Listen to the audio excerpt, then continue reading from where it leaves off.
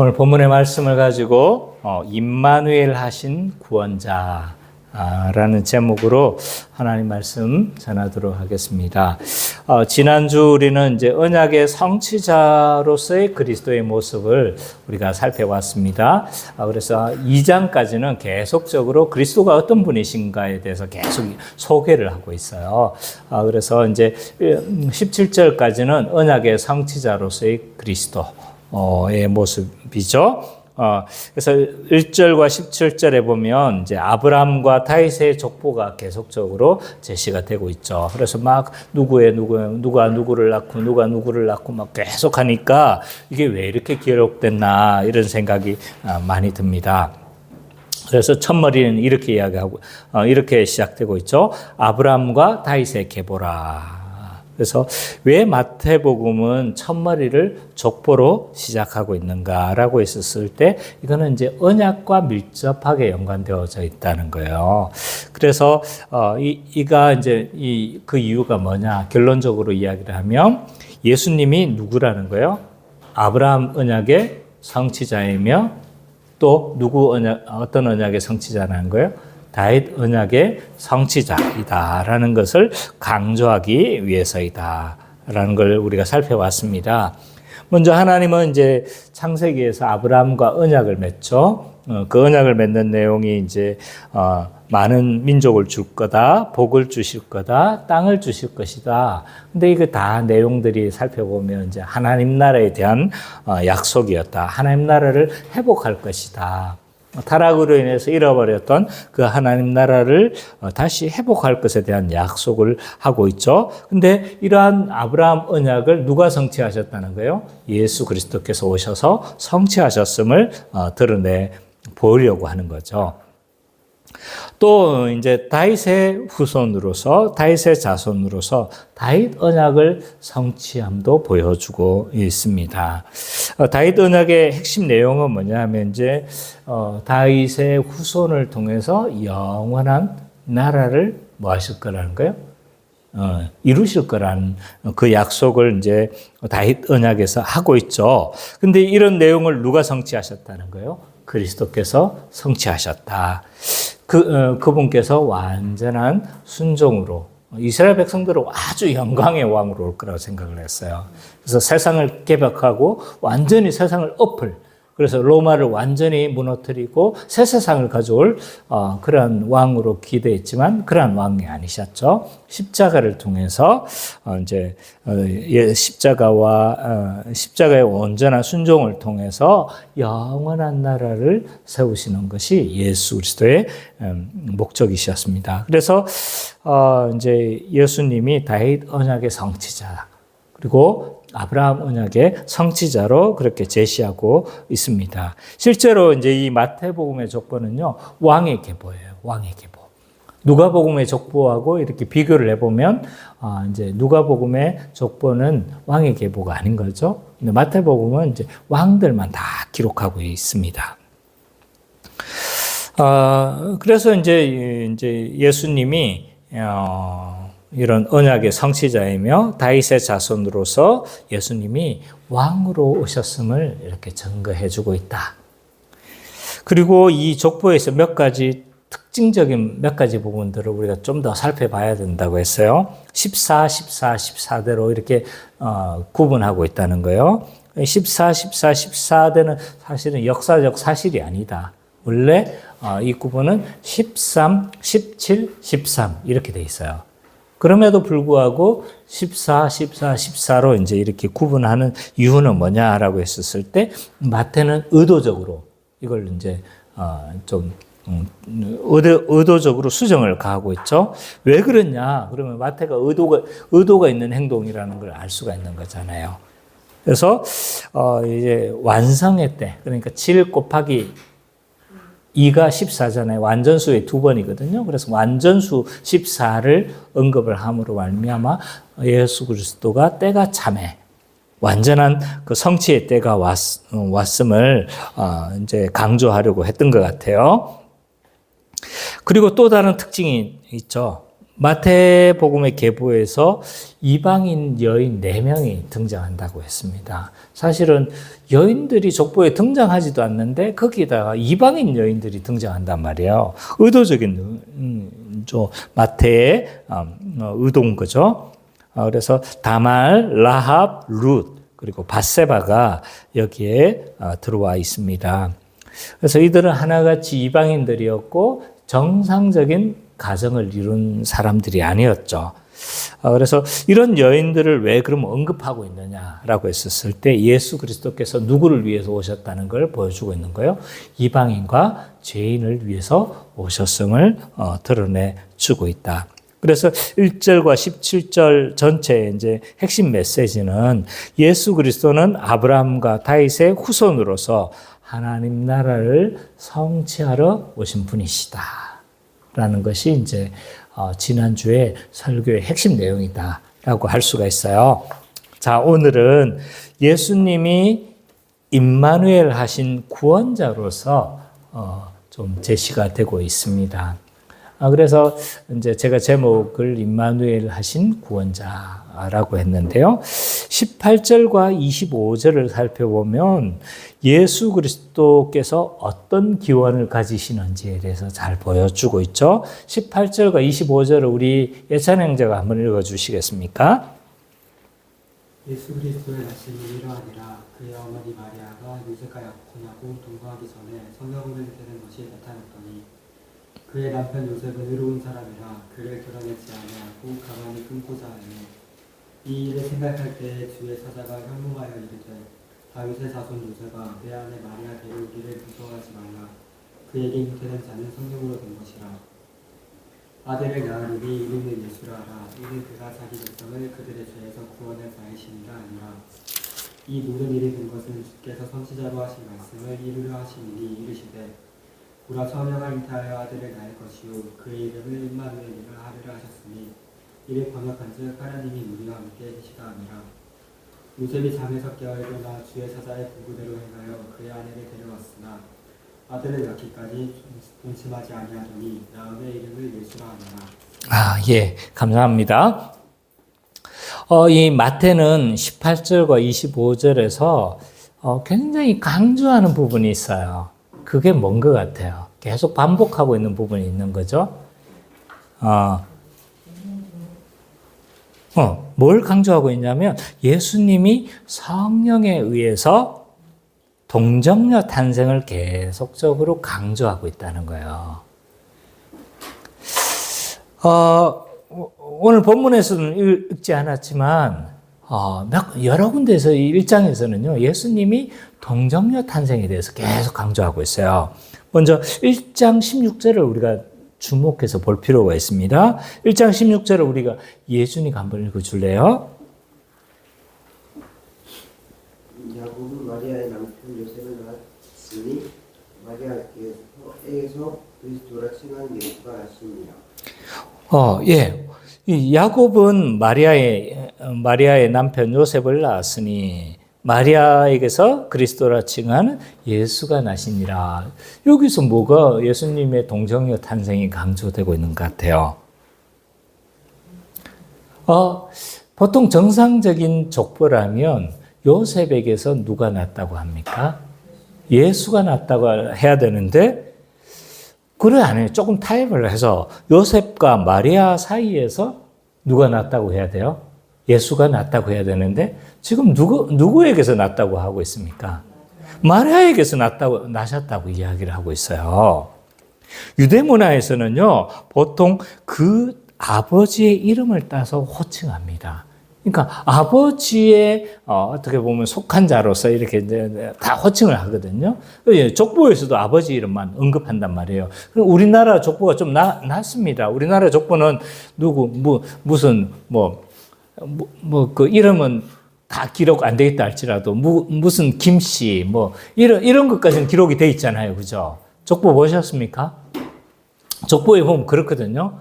그래서 옛날 어르신들은 이름은 기록이 안 돼 있어요. 그래서 무슨 김씨 이렇게 돼 있단 말이에요. 그래서 조금 타협해서 보면 남편과 아내 이렇게 다 언급할 수 있는데 지금은 완전히 정상적이지 않은 거예요.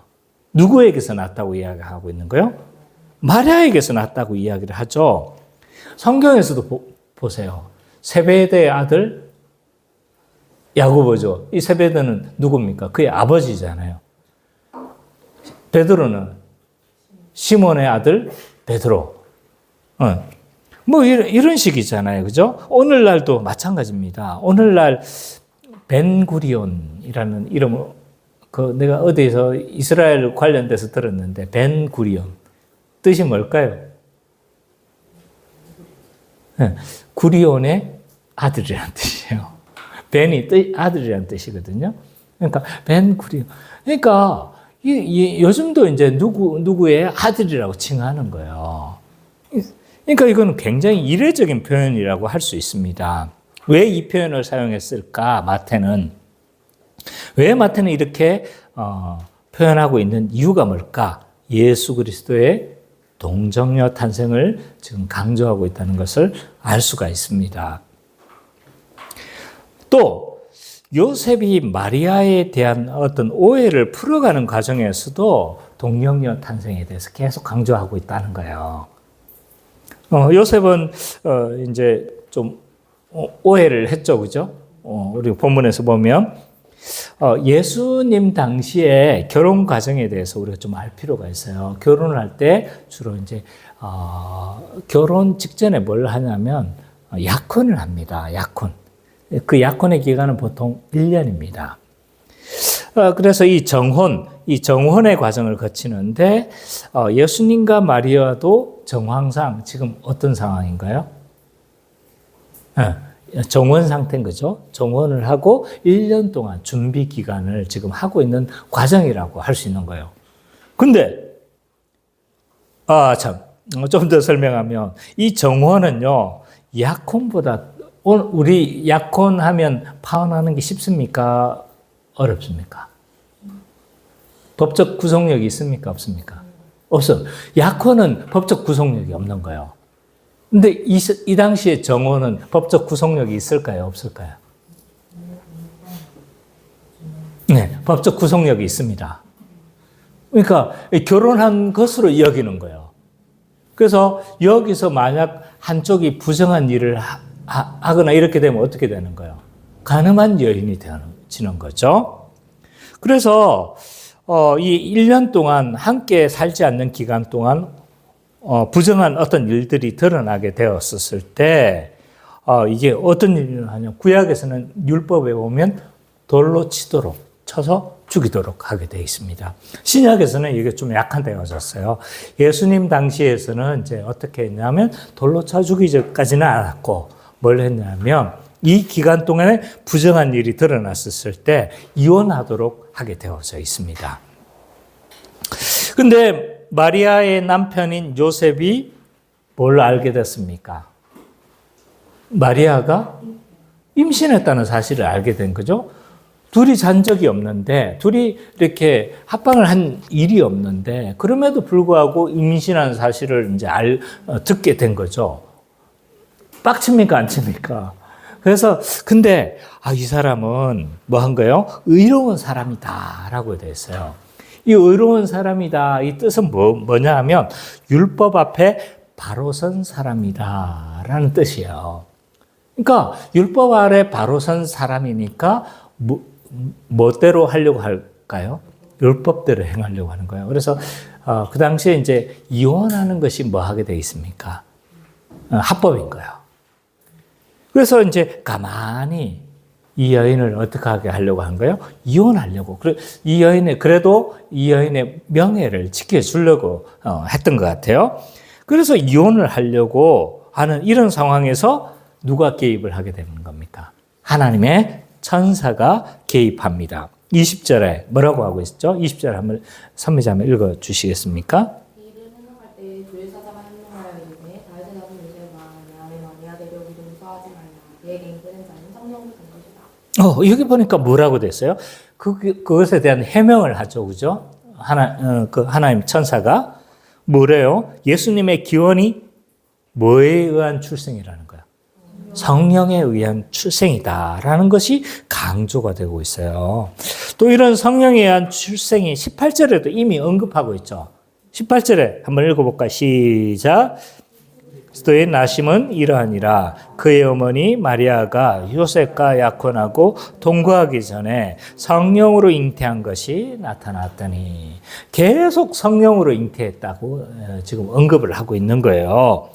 그러니까 이 요셉과 마리아에 대한 오해를, 요셉이 이제 마리아를 오해하잖아요. 그죠? 이렇게 그것을 풀어가는 과정에서도 계속 뭘 강조하고 있냐면 동정녀 탄생, 성령으로 잉태, 예수 그리스도께서 성령으로 의해서 탄생한 동정녀 탄생에 대한 부분들이 계속 강조되고 있다는 거예요. 이것만 있을까요? 제가 이것만 있으면 말을 안 합니다. 말을 하겠죠. 더 있다는 거예요. 왜요? 더 이 예수님의 동정녀 탄생에 대해서 강조하고 있는데 24절, 25절에서도 강조가 되고 있어요. 24절, 25절 우리 은찬이가 한번 읽어주세요. 요셉이 잠에서 깨어 일어나 주의 사자의 무리를 위하여 그 연을 들어왔으나 아들의 까지 심하지 않았더라.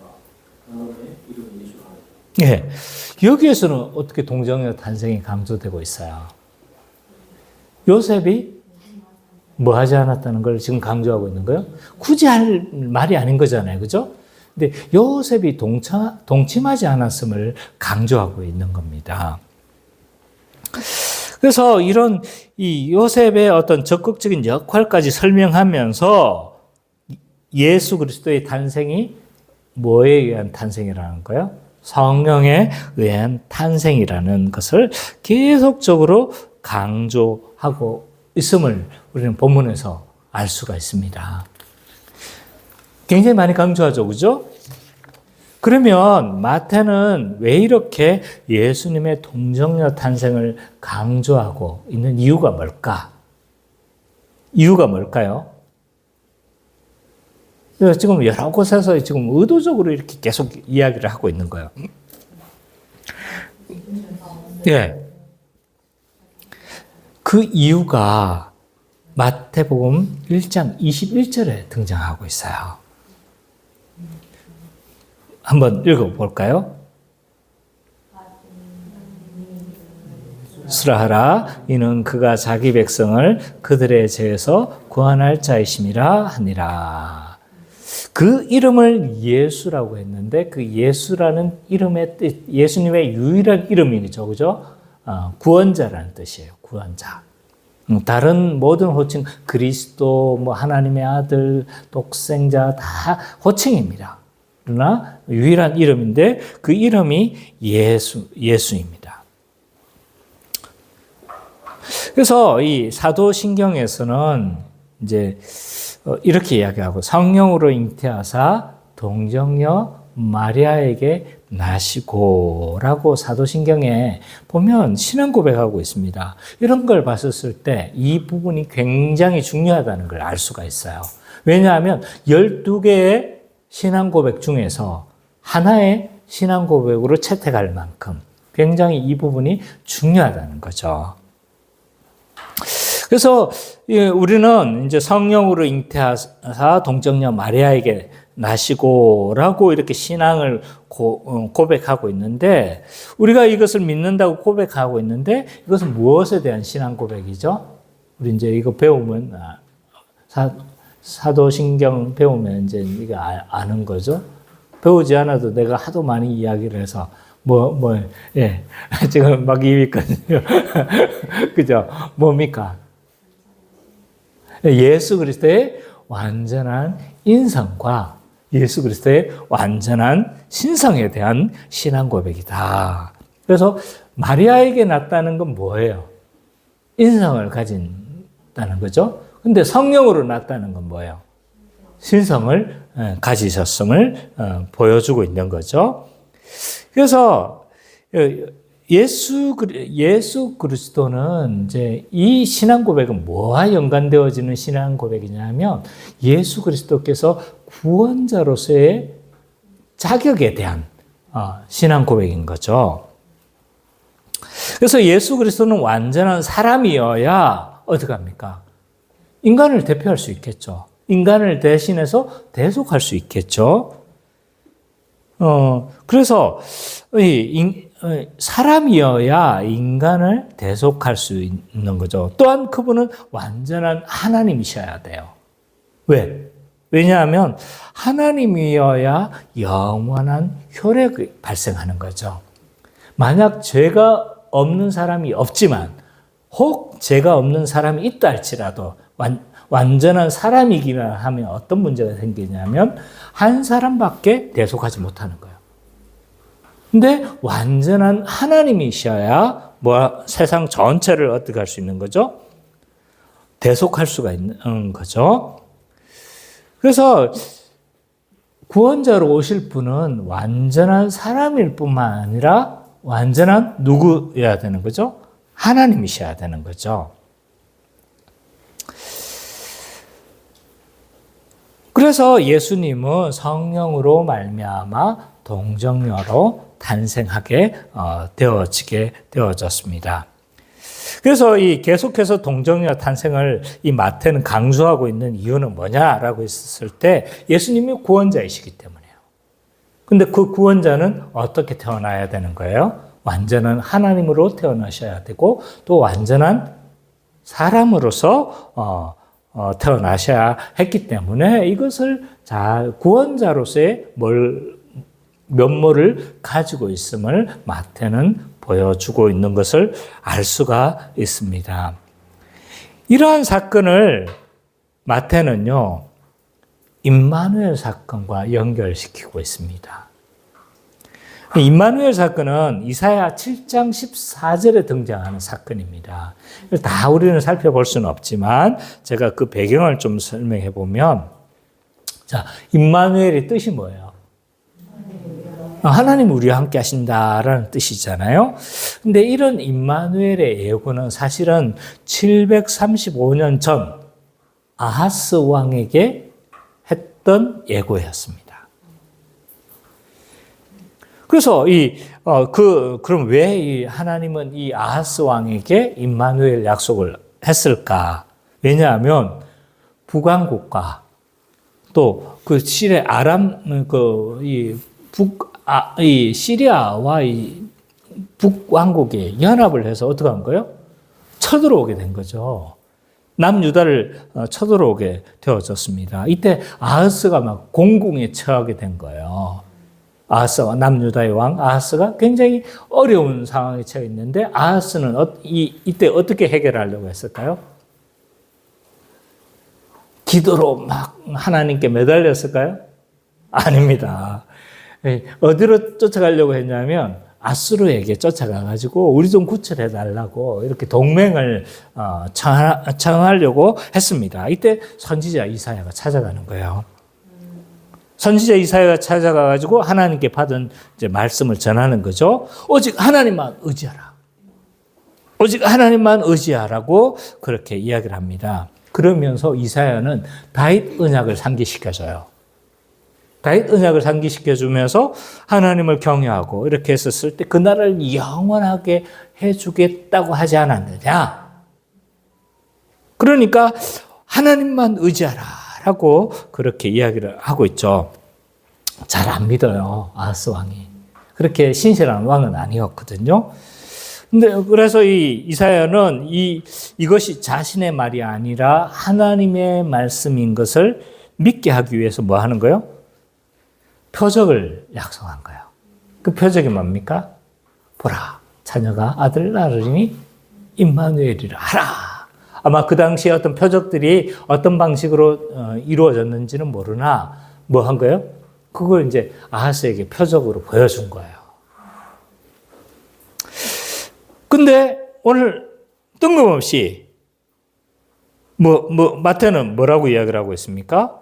이 마리아의 잉태를 임마누엘 사건의 성취로 보고 있는 거예요. 어떤 면에서 이 임마누엘의 성취일까요? 자, 이 임마누엘의 징표는 남유다가 전쟁 때 처녀의 몸에서 태어난 아기는 하나님의 구원하심의 뭐였습니까? 표징이었죠. 그죠? 하나님의 구원하심의 표징이었는데, 마찬가지로 처녀의 몸에서 태어난 이 아기는 뭐라는 거예요? 하나님이 자기 백성을 구원하시는 뭔 거예요? 표징인 거예요. 동일한 표징으로 삼은 거예요. 징표를 삼은 거죠. 그래서 이것이 어떤 방식으로 구체적으로 이제 실현됐는가라고 했었을 때, 하나님이 우리와 함께 하셨다, 임마누엘 하셨다라고 되잖아요. 이게 어떤 방식으로 실현됐습니까? 예수님 오심 자체가 임마누엘이겠죠. 그죠? 왜냐하면 하나님이신 그분이 이 땅에 오심으로 말미암아 임마누엘을 하신 거죠. 근데 이걸 좀 더 폭넓게 보면 어떻게 이것이 성취되어졌다라고 할 수 있냐면, 예수 그리스도께서 십자가 사역을 통해서 어떻게 하셨어요? 부활하시고 성천하셔서 누구를 보내주시는 거예요?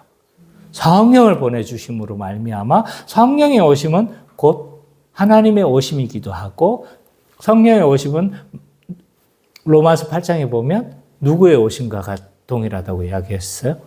그리스도의 오심과 동일한 것으로 이야기를 하고 있는 거죠. 그러니까 성령의 오심은 또한 뭐예요? 임마누엘 사건이라고 할 수 있는 거죠. 그래서 예수님은 뭐라고 하시는 거예요? 성천하시면서 그 28장에 보면 뭐라고 말씀하시는 거예요? 제자를 삼아 들고 그 세례를 주고 그러면서 그러고 하시는 말씀 뭘 약속하세요? 내가 너희와 항상 함께하리라 라고 하시는 거죠. 그 함께하심의 역사는 성령을 통해서 자신이 함께하시는 거죠. 그러니까 예수님의 사역 자체가 뭐이기도 한 거예요? 임마누엘의 성취이기도 한 거죠. 예수님의 오심 자체도 임마누엘이지만, 그러나 예수님의 사역 자체도 임마누엘 사건이다 라고 할 수가 있습니다. 그래서 18절과 25절을 우리가 보면 우리는 어떻게 이제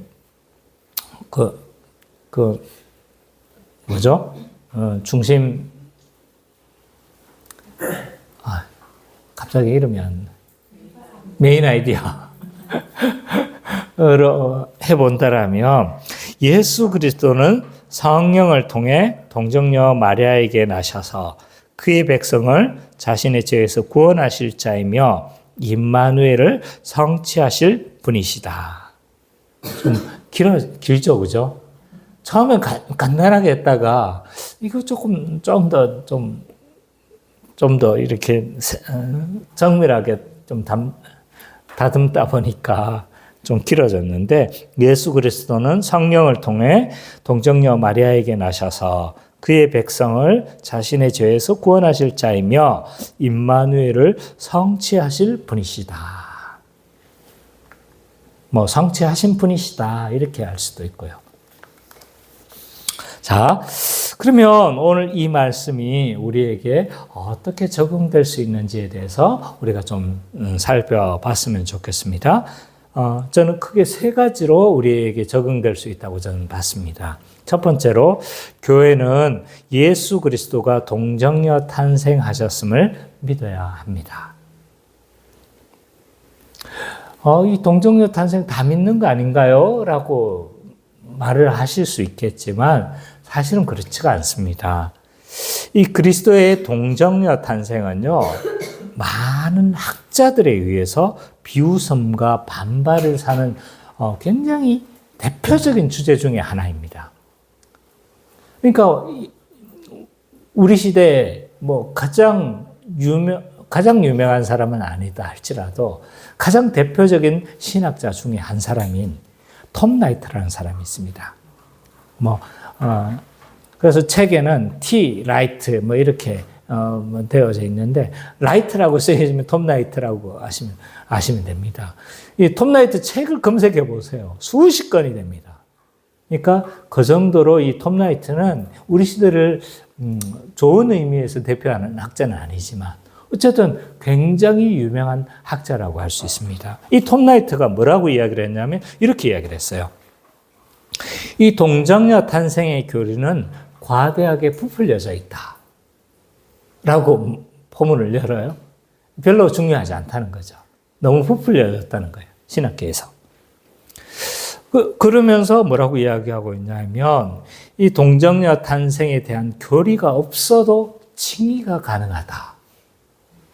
라고 했고요. 또 이러한 교리는 기독교를 건축하는 건축물에 있어서 별로 중요하지 않다. 라고 한 거예요. 그래도 이 사람은 많이 안 깐 거예요. 심지어는 이 동정녀 탄생을 노골적으로 조롱합니다. 유명하다고 말하는 신학자들이 노골적으로 조롱하기도 하고 이거에 대해서 부정하는 학자들이 너무 많습니다. 뿐만 아니라 역사 가운데서 영지주의라는 이단도 이것을 부정하려고 했죠. 영지주의는 플라톤이나 신플라톤주의의 영향을 받은 이단입니다.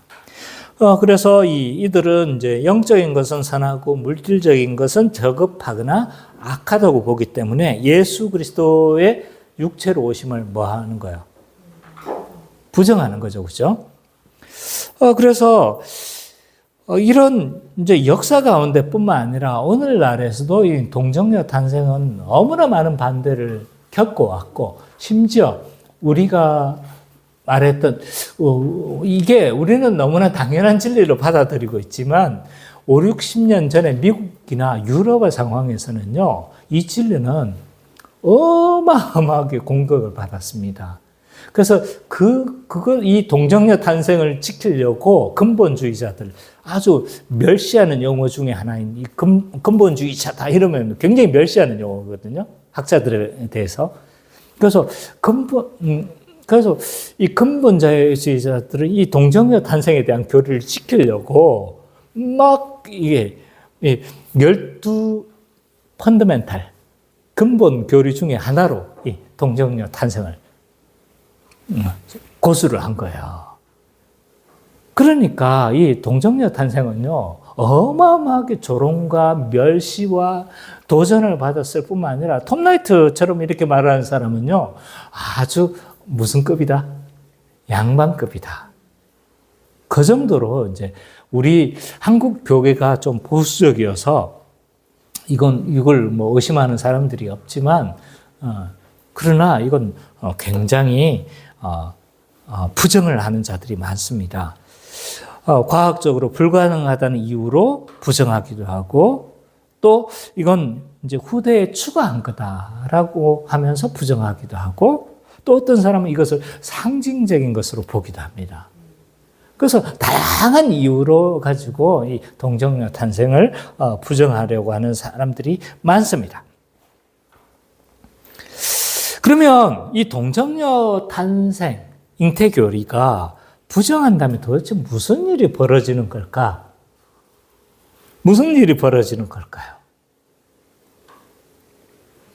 왜 근본주의자들은 아주 근본주의자라는 조롱을 들어가면서까지 이 교리를 수호하려고 했고, 반대측에 있는 사람들은 이건 아주 뭐 그냥 대놓고 조롱했던 교리 중에 하나인데, 만약에 왜 그럼 근본주의자들이 그렇게 고수하려고 했던 12 근본 교리 중에 하나로 붙잡으려고 했던 걸까?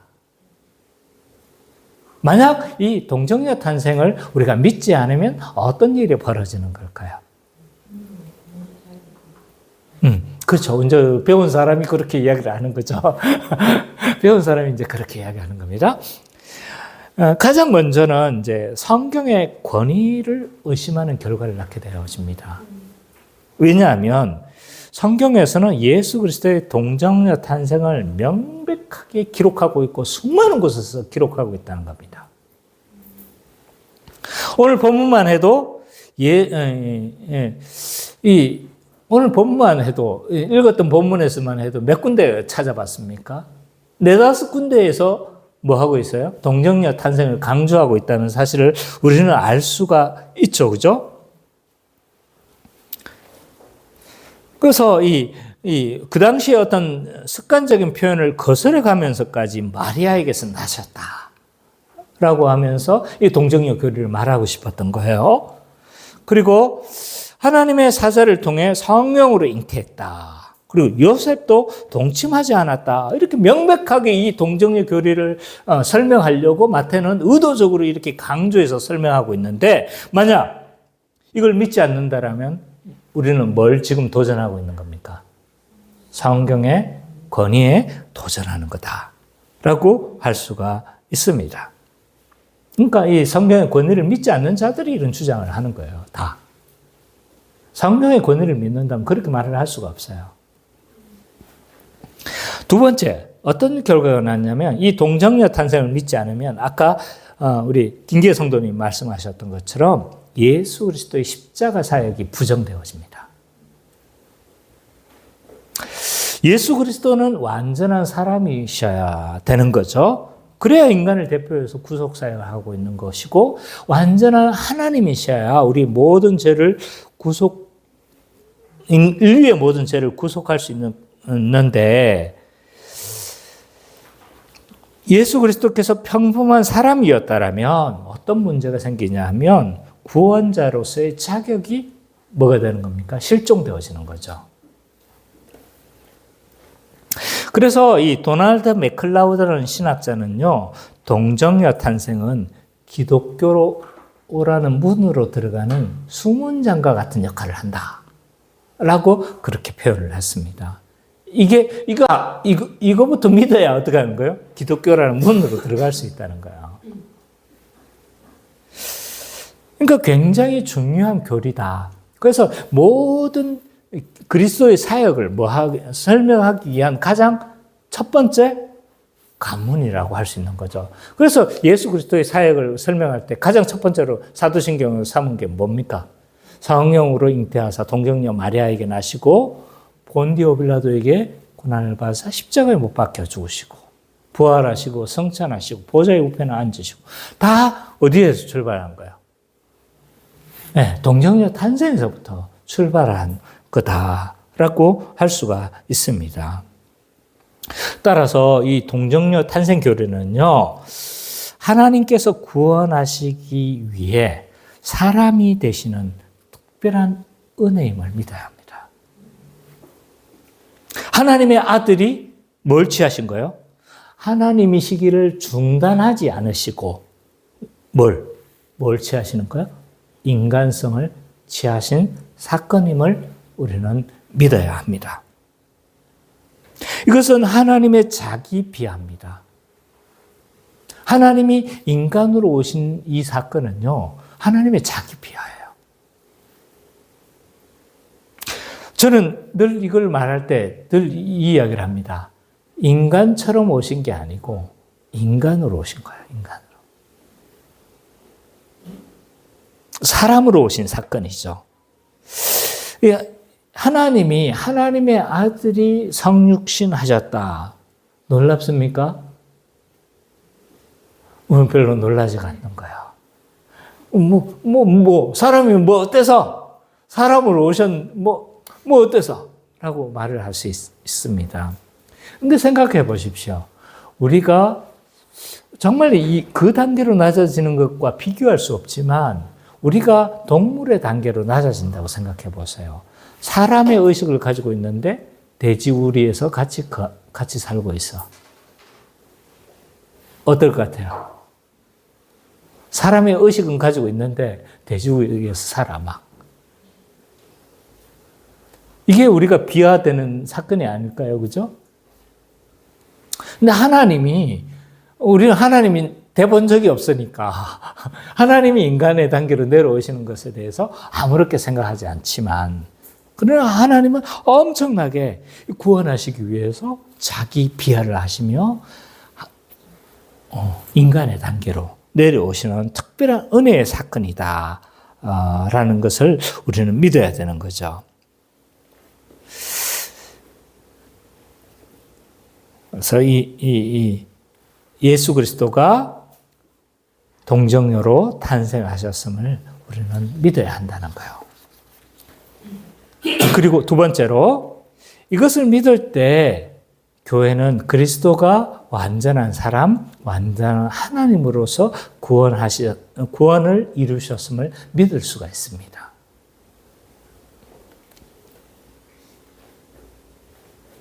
아까도 이야기했던 것처럼 우리가 예수 그리스도께서 완전한 인간이셔야 인간으로서 뭘 할 수 있습니까? 죄의 형벌을 담당할 수가 있습니다. 그래서 죄를 대신하는 어떤 자격을 가지실 수가 있는 것인 거죠. 또한 인간이셔야 그와 연합할 수가 있는 거예요. 그리스도와 우리가 연합하는 사건이 성령을 통해서 벌어지는 거잖아요. 근데 우리가 사람과 사람이어야 어떻게 되는 거예요? 연합이 가능하잖아요. 사람과 동물이 연합할 수는 없는 거잖아요. 그렇죠? 그래서 우리의 인간의 대표로서 우리와 연합할 수 있기 때문에 그는 반드시 인간이셔야 합니다. 또한 그분은 완전한 하나님이셔야 돼요. 그래야 모든 사람의 죄를 대속할 수가 있습니다. 단지 완전한 의인이기만 한 사람이라면 한 명의 죄값밖에 치를 수가 없습니다. 그래서 완전한 전능하신 하나님이셔야 모든 사람의 죄의 핏값을 지불 가능합니다. 그래서 이런 사실을 우리가 믿었었을 때, 동정녀 탄생하셨다는 그 사실을 믿었었을 때 예수 그리스도께서 구속하신 사건을 우리는 그제서야 믿을 수가 있습니다. 그래서 완전한 하나님으로서 완전한 사람으로서 십자가의 구원을 이루셨습니다. 그래서 그는 완전한 사람으로서 능동적 순종, 수동적 순종을 통해서 우리를 구원하시는 거죠. 그가 완전한 하나님으로서 인류의 모든 죄를 담당하시기에 충분하신 거죠. 그리고 그가 죄가 없다는 사실, 그러니까 동정녀 탄생하셨다는 사실을 증명해 주는 사건이 뭐냐면 부활 사건인 거죠. 부활 사건을 통해서 그가 죄가 없으시고 죄의 잉태 가운데 태어나지 않았다는 사실도 드러내 보여주고 있습니다. 그래서 부활 사건을 예수 그리스도의 무슨 사건? 칭의 사건이다 라고 그렇게 표현하기도 합니다. 교회는 이처럼 성육신하신 성령으로 잉태하신 동정녀 탄생의 사건을 믿었었을 때 십자가 구원 사건도 우리는 믿을 수가 있게 되어지는 거죠. 그리고 이것이 믿어질 때 우리 세 번째로 교회는 임마누엘 하시는 하나님을 믿고 소망 가운데 살아갈 수가 있습니다. 예수님은 하나님이시기 때문에 예수님 오심 자체가 임마누엘 사건이기도 하지만 또한 그의 사역이 또한 임마누엘을 이루시는 사건이라고도 했습니다. 근데 그 전제는 다 어디에서 출발하는 거예요? 동정녀 탄생에서부터 다 출발하는 거죠. 이 사건을 믿을 때 우리는 그제서야 임마누엘 하신 그 하나님을 믿을 수가 있습니다. 우리의 개인의 인생 가운데 참 어려움들이 많아요. 그죠? 아마 예지도 살아가면서 한 2, 3년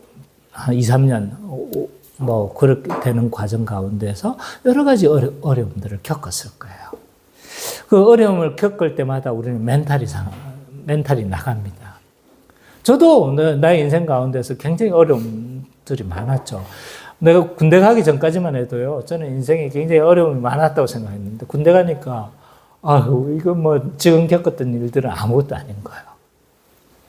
그리고 내가 50 이제 중반 좀 안 되는 50 초반, 50 초반에, 인생을 좀 겪으면서, 되돌아보면 또 군대는 별일이 아닌 거예요.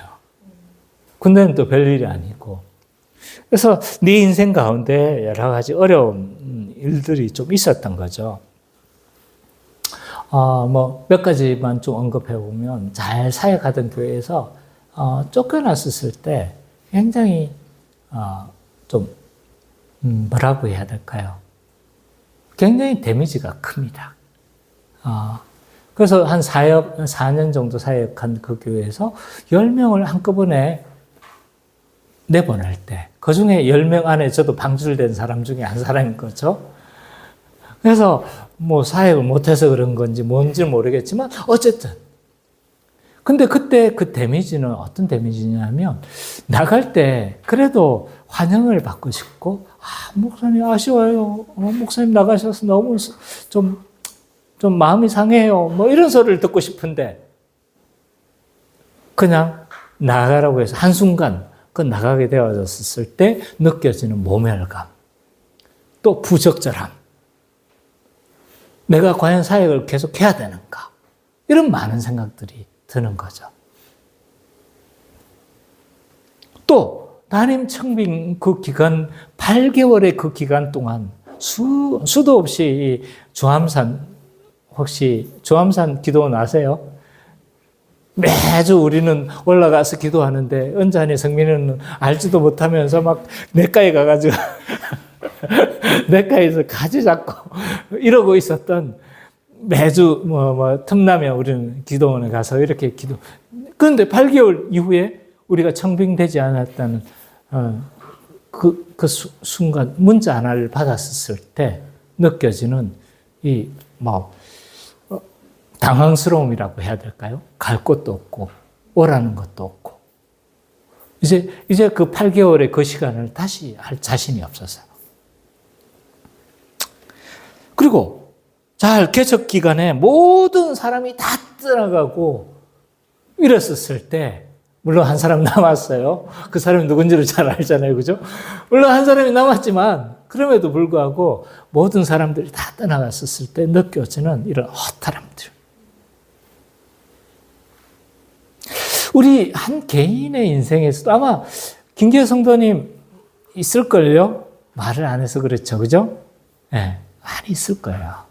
우리 인생을 살아가다 보면 멘탈이 나갈 만한 수많은 일들을 우리는 겪습니다. 개인만 그런가? 아니에요. 교회도 마찬가지입니다. 제가 지난 주간 성목원 수련회 갔었어요.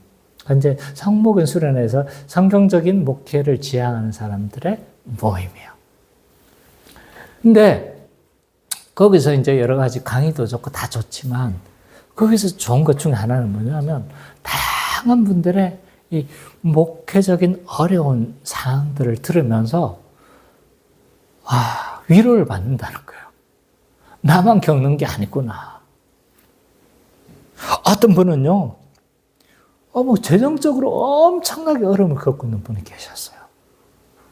누구라고 말을 하진 못하겠지만, 혹시 그분이 저 설교를 들을 수도 있잖아요. 재정적으로 너무 어려움을 당하는 거예요.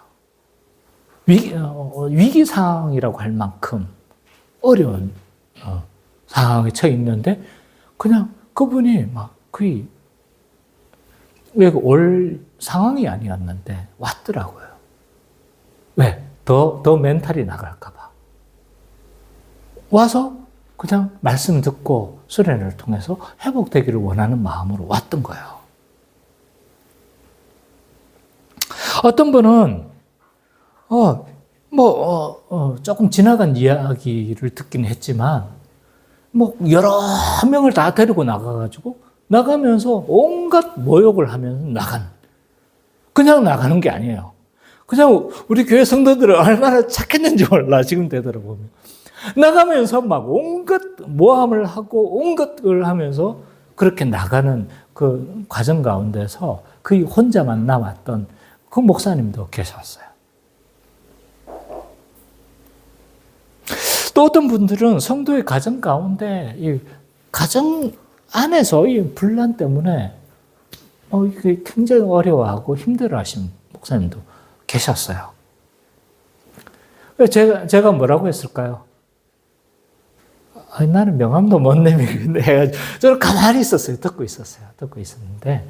근데 우리가 우리 인생을 살아가다 보면, 멘탈이 나갈 만한 일들을 겪기도 하고 어려움을 겪기도 합니다. 근데 우리가 성육신하신 그리스도를 믿고 그리스도의 십자가의 사역을 우리가 진정으로 믿는다라면 또한 무엇을 믿을 수가 있습니까? 임마누엘 하신 그리스도를 우리 믿을 수가 있는 거죠. 그리스도가 우리와 함께 하시다는 이 사실을 믿고 우리가 좀 소망 가운데 살아갔으면 좋겠어요. 멘탈이 좀 강해졌으면 좋겠어요. 왜? 임마누엘 하신 그 하나님을 내가 믿기 때문에. 작은 일들을, 우리를 흔들 만한 여러 가지 일들이 많지만 그게 작다는 말이 아니에요. 커요, 분명히. 인생 가운데 큰 일이고 여러 가지 우리를 흔들릴 만한 일들. 나도 겪으면서 흔들렸거든. 오죽했으면 산에 뛰어 올라갔겠어요. 큰 일들이지만 임마누엘 하신 그 하나님이 계시기 때문에 우리의 멘탈을 견고하게 붙잡고 소망 가운데 우리가 주의 길을 달려가는 우리 참 기쁨의 교회 모든 성도님 되시기를 간절히 축원합니다.